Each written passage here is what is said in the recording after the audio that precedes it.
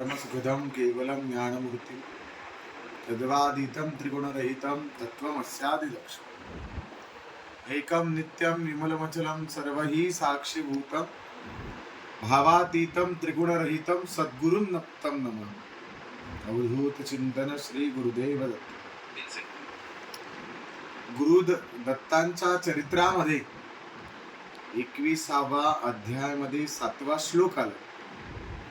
या संसार वर्तमानी उपजतु कर्मानुगुणी, या संसार वर्तमानी उपजतु कर्मानुगुणी, आपल्या आर्जवापासून सुख दुःख भोगिले आपले आपण।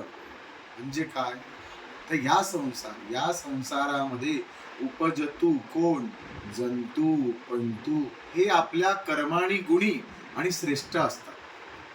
या संसार वर्तमानी उपजतु कर्मानुगुणी, आपल्या आर्जवापासून, आर्जव म्हणजे कोण तर आपल्या आजोळापासून, आजोबा वडील आणि आपण या 3 पिढींपर्यंत आपल्या आर्जवापासून सुख दुःख भोगिले। सुख आणि दुःख हे आपल्याला 3 पिढींपर्यंत लावलेलं आहे।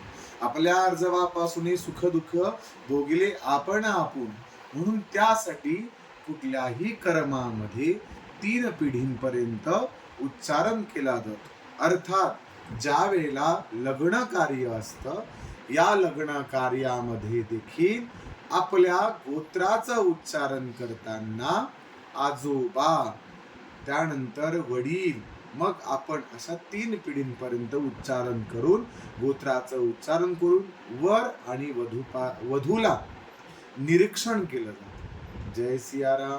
अवधूत चिंतन श्री गुरुदेव दत्त।